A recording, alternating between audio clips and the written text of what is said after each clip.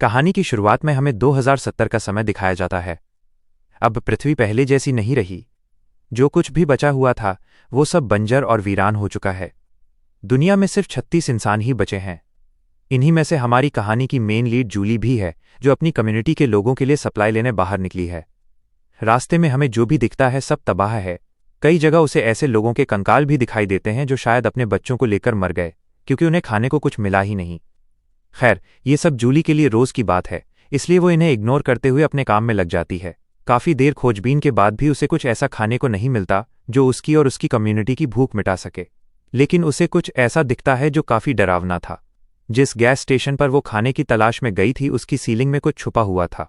वो अजीब सा गुर्रा रहा था, लेकिन बाहर नहीं आया, क्योंकि वो जो भी था वो सिर्फ रात के अंधेरे में बाहर निकलता है जब सूरज की रोशनी खत्म हो जाती है। इसलिए जूली वहां से निकल जाती है। अब वापस लौटते समय उसे रास्ते में एक करवैन दिखाई देती है। बाहर एक घायल आदमी पड़ा होता है जिसे किसी अज्ञात चीज ने चोट पहुंचाई होती है, लेकिन उसने उस चीज को किसी तरह करवैन के अंदर बंद कर दिया है।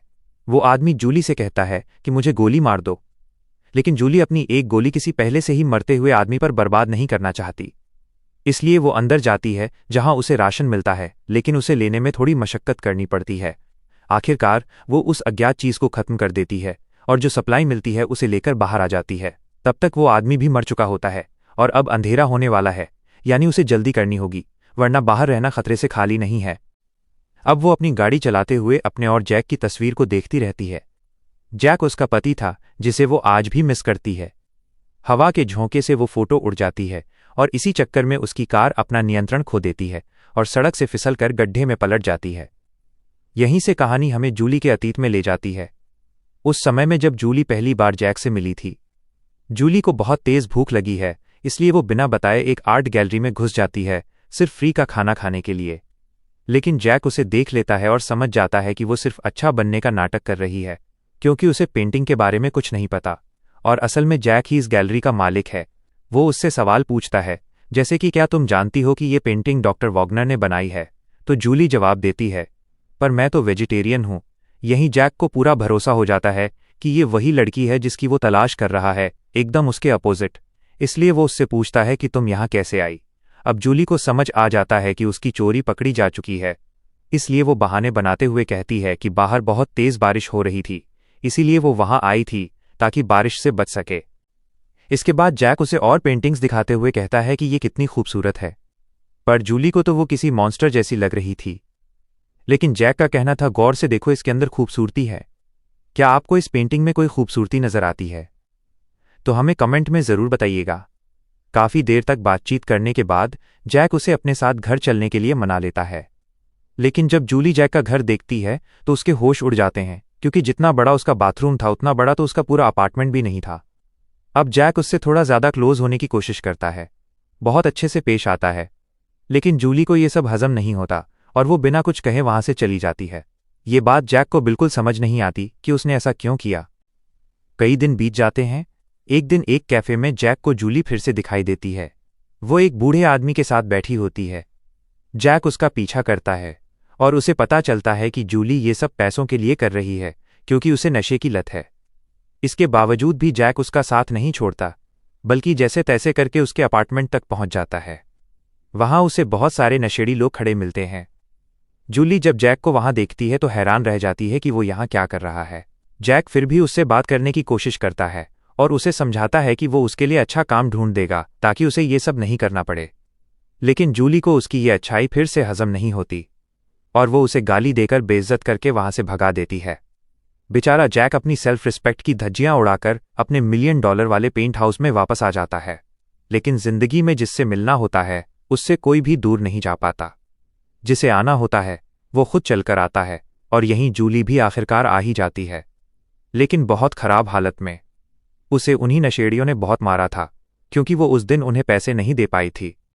अब जैक उसकी देखभाल करता है, मरहम पट्टी करता है, आसान भाषा में कहें तो उसका हर तरीके से ख्याल रखता है। लेकिन अगले ही दिन जूली फिर से नशे के लिए तड़पने लगती है। वो घर में रखी चीजें तोड़ फोड़ने लगती है। जैक उसे रोकता है, क्योंकि ये सब उसके लिए ठीक नहीं था। इसके बाद जैक उसके लिए शहर के बाहर एक बड़ा सा घर खरीद लेता है ताकि वो वहां सुकून से रह सके। अब आप यहां साफ साफ देख सकते हैं कि जैक उससे कितना प्यार करता है। लेकिन जूली की तरफ से ऐसा कुछ नहीं, या फिर वो उसे एक्सप्रेस करना नहीं जानती, कुछ कहा नहीं जा सकता। कुछ महीने तक दोनों साथ रहते हैं। फिर एक दिन जूली बताती है कि वो प्रेग्नेंट है। ये बात दोनों को बहुत खुश कर देती है, क्योंकि ये उनके लिए एक नया चैप्टर था, खासकर जूली के लिए, क्योंकि अब वो पहले से बहुत बदल चुकी थी। लेकिन जिस दिन जूली बच्चे को जन्म देने वाली होती है, बच्चा मरा हुआ पैदा होता है। इस बात में गलती पूरी तरह जूली की ही थी, क्योंकि उसकी नशे की वजह से बच्चे की ग्रोथ पर असर पड़ा था। इस घटना के बाद जूली फिर से अपने पुराने रास्तों पर लौट आती है, वहीं जहां वो रोज नशे में डूबी रहती थी और जैक से लड़ती थी। जैक अब पूरी तरह परेशान हो चुका था। एक दिन वो कार सड़क पर ही छोड़कर मेट्रो से घर चला गया। वहीं दूसरी तरफ जूली भी घर से बाहर निकल जाती है। फिर भी जैक बार बार उसे फोन करता रहता है, लेकिन जूली उसका कॉल नहीं उठाती। इसी बीच जूली की नज़र टीवी पर पड़ती है, जहां खबर चल रही होती है कि अभी अभी एक मेट्रो में केमिकल एक्सप्लोजन हुआ है, जिसमें 44 लोग मारे गए हैं। ये देखते ही जूली के होश उड़ जाते हैं। वो तुरंत फोन उठाती है, लेकिन कॉल जैक का नहीं, किसी अनजान इंसान का होता है, जो ये बताने के लिए कॉल कर रहा है कि जैक भी उसी हादसे में घायल हुआ है, इसलिए वो तुरंत अस्पताल पहुंच जाए। जूली तुरंत भागते हुए हॉस्पिटल जाती है, जहां वो जैक को वेंटिलेटर पर देखती है। डॉक्टर बताते हैं कि जैक न सुन पा रहा है और ना ही बोल पा रहा है, लेकिन वो जिंदा है। और यही बात जूली के लिए सबसे ज्यादा मायने रखती है। वो लिखकर उसे सॉरी दिखाती है, पर शायद अब बहुत देर हो चुकी थी, क्योंकि अगले दिन जब जूली हॉस्पिटल पहुंचती है तो जैक वहां नहीं होता। उसकी मौत हो चुकी होती है, और केमिकल एक्सप्लोजन के कारण हॉस्पिटल ने उसकी बॉडी को तुरंत डिकम्पोज कर दिया था। यानी जूली को उसे आखिरी बार देखने का मौका भी नसीब नहीं हुआ। 2 दिन पहले सब कुछ ठीक था, और आज सब कुछ खत्म हो गया।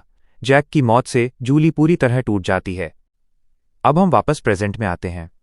कार क्रैश के बाद जब उसकी आंखें खुलती हैं, तो उसे पता लगता है कि उसकी टांग टूट चुकी है और अब रात भी हो चुकी है, यानी मुश्किलें दोगुनी। पहला काम था अपनी फंसी हुई टांग को डैशबोर्ड से निकालना। वो पूरी कोशिश करती है, लेकिन असफल रहती है। फिर वो बाहर पड़ी बंदूक को उठाने की कोशिश करती है, लेकिन हाथ कुछ नहीं लगता। अब वो अपने पैर पर फोकस करती है, क्योंकि जब तक उसकी टांग फ्री नहीं होगी वो हिल भी नहीं सकती। बड़ी मुश्किल से वो अपनी टांग को सीधा करती है, उस पर शराब डालती है और फिर हड्डी को अंदर ठोक देती है। जी हाँ, उसने ऐसा ही किया। सुनने में जितना आसान, देखने में उतना ही दर्दनाक। जूली की जगह कोई और होता तो शायद ये हिम्मत कभी नहीं कर पाता। अब अगला काम था अपने बेस से संपर्क करना। लेकिन जैसा कि जूली की जिंदगी में कुछ भी आसान नहीं है, यहां भी नहीं था। उसके शोर से वहां कुछ अजीब सा अज्ञात क्रिएचर आ जाता है।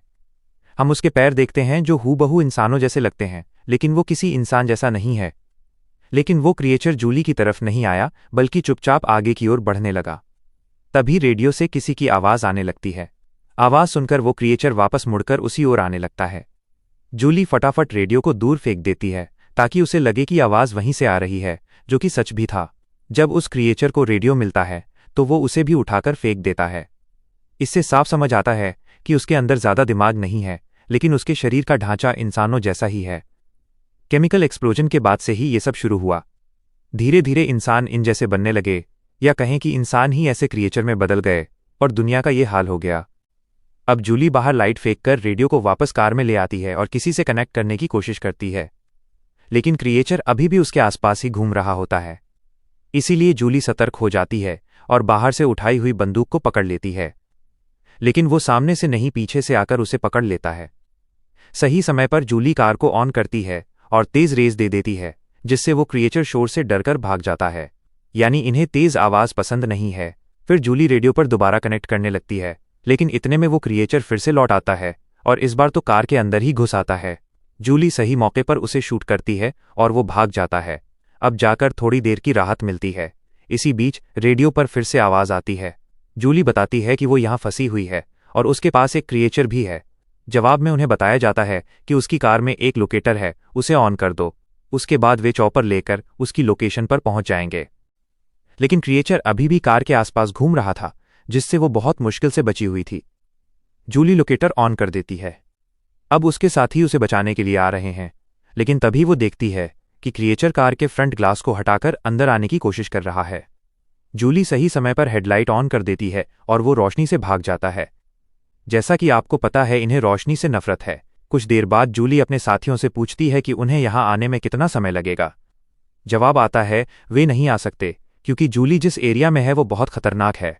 इसलिए उन्हें सुबह तक इंतजार करना पड़ेगा, तब जाकर वे उसे निकालेंगे। जबकि यहाँ तो हर सेकंड काटना मुश्किल हो रहा है, फिर सुबह तक वो कैसे जिंदा रहे कोई नहीं जानता।